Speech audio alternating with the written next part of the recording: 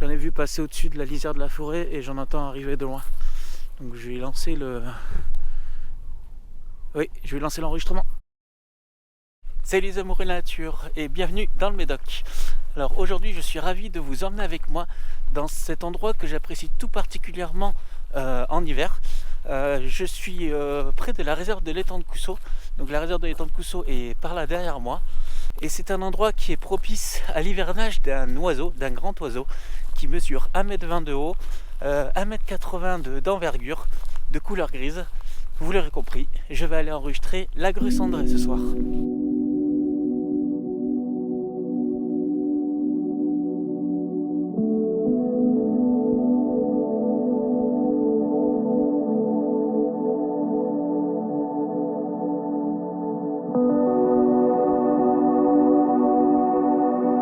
Alors pour ceux qui me suivent depuis un petit moment déjà sur ma chaîne, je ne fais jamais de sortie sonore sans ma parabole.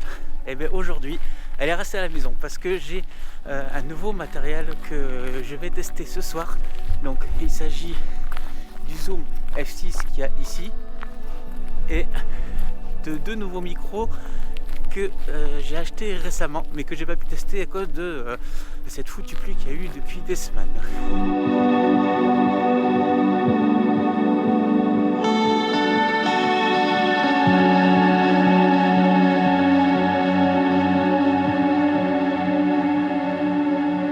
Pour me rendre sur mon site d'enregistrement, je longe ce canal qui est sur ma droite et il est relié par un petit canal sur ma gauche. Et donc ces deux cours d'eau ont été creusés par l'homme. Ce canal relie l'étang de Carcan-Ourtin à l'étang de Lacano au sud. Et il y a des petites écluses qui permettent justement d'alimenter la réserve de Coussot en eau et éviter qu'il se dessèche. Je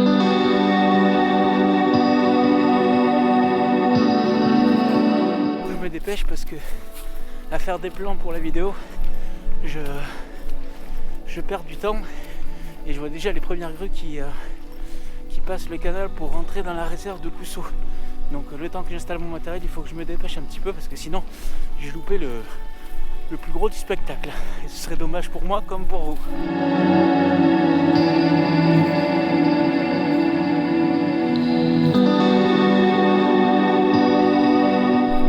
Les grues cendrées, c'est très important pour moi dans ma pratique de l'ornithologie et de la prise de son parce que je ne peux pas, pour moi c'est inconcevable de terminer une année sans aller enregistrer les grues cendrées, que ce soit à Coussot, à Bergustet, pourquoi pas à Arjusan, je ne l'ai pas encore fait mais ce serait pas impossible. Et pour moi la grue cendrée fait partie de moi puisque j'ai vécu dans les Landes depuis longtemps, depuis mon enfance, et les grues cendrées je les connais depuis longtemps et je ne pourrais pas passer une fin d'année sans voir une grue, ça me foutrait le moral à zéro.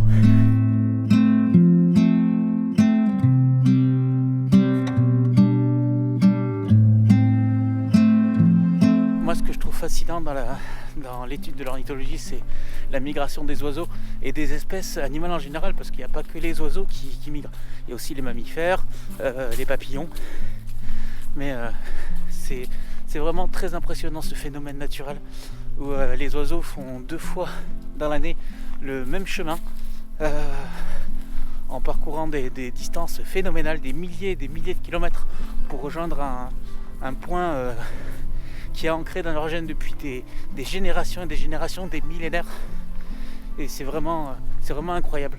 Et on en apprend encore tous les jours sur le phénomène de la migration grâce aux nouvelles technologies qui nous aident à suivre les oiseaux en vol et de savoir exactement où ils passent pour pouvoir protéger leurs aires de passage et aussi leurs aires d'hivernage.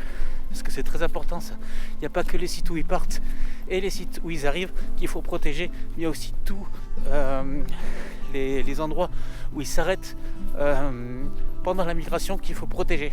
Donc les nouvelles technologies nous aident beaucoup à ça. Ça y est, je suis arrivé à mon point d'arrivée où je vais enregistrer les grues cendrées. Donc j'ai un grand panorama autour de moi où je peux voir les grues arriver par là-bas, elles vont arriver par là. Donc par là c'est l'est. Vous avez compris, là-bas c'est l'ouest. Et ici, juste derrière moi, c'est la réserve de Cousso, où elles vont passer la nuit et ensuite repartir le lendemain matin pour aller se nourrir sur les zones de gagnage. Ah ça y est, j'ai déposé mon sac à dos et toutes mes affaires. Maintenant, j'ai plus qu'à monter mon matériel de prise de son et attendre que les dames grises veuillent bien pointer leur bout de leur bec.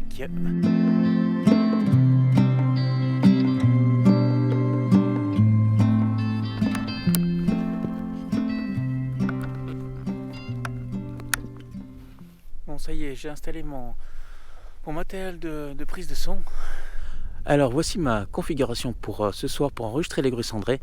Alors il s'agit de 2 Rode TF5 en configuration DIN, c'est-à-dire qu'ils sont espacés, les capsules sont espacées de 20 cm et sur un angle de 90 degrés, ce qui est beaucoup plus simple à réaliser sur le terrain quand on n'a pas de rapporteur ni de quoi nous aider à trouver les 110 degrés et les 17 cm d'écartement pour une configuration ORTF. Donc voilà, on n'en est pas à 1 ou 2 degrés près, à quelques centimètres.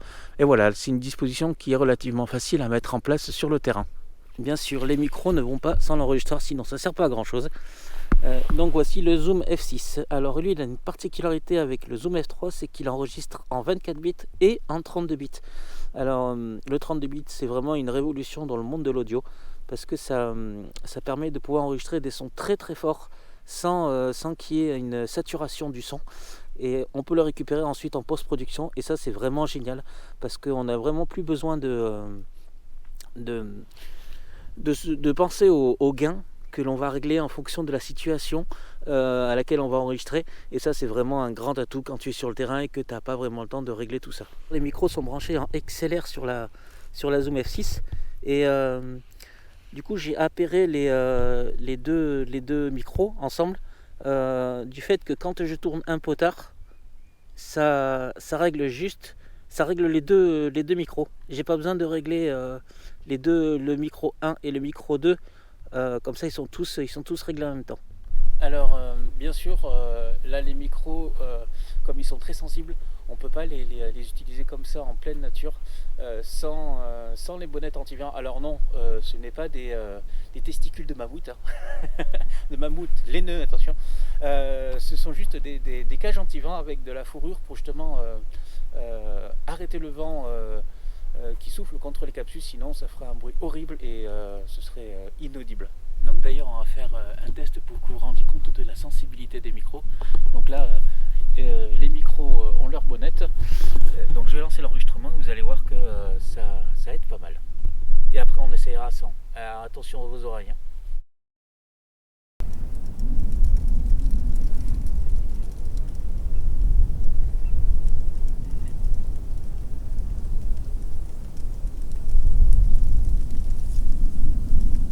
Et maintenant sans les bonnettes, alors attention les oreilles.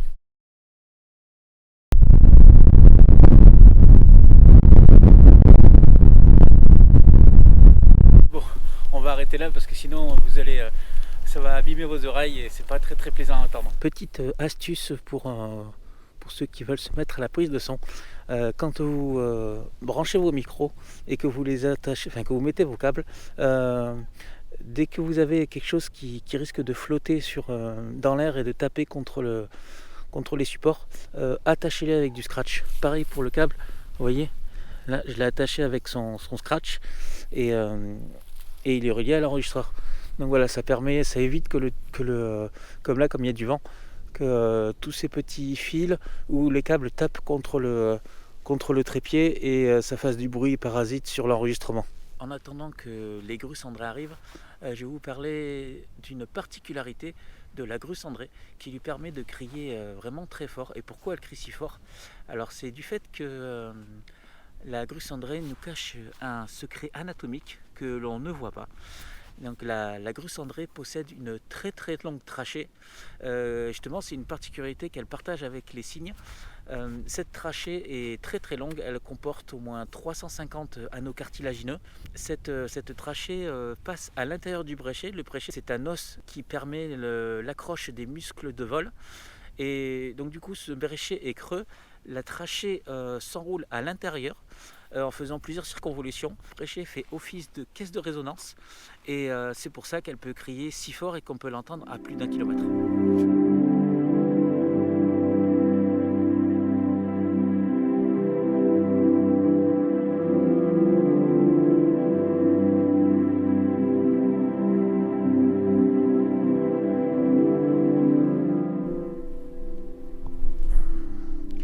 S'il vous plaît, mademoiselle les grues, dépêchez-vous, je commence à avoir froid. J'ai froid aux mains. Ah, les premières sont là. Ça y est, elles commencent à arriver. J'en ai vu passer au-dessus de la lisière de la forêt et j'en entends arriver de loin. Donc je vais lancer le... Oui, je vais lancer l'enregistrement.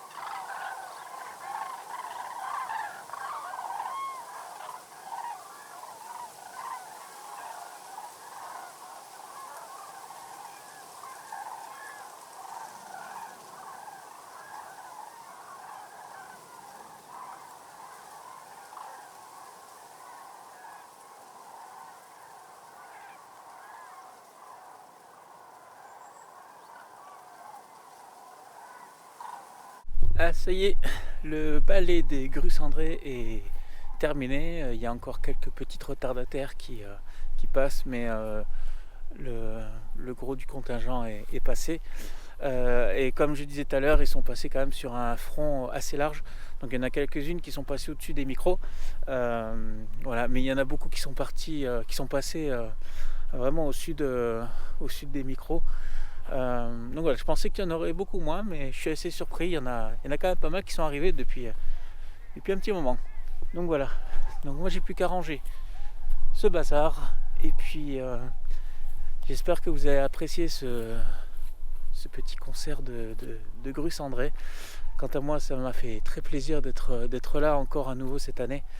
Et voilà, donc comme d'habitude, soyez curieux et protégez la nature. Ciao!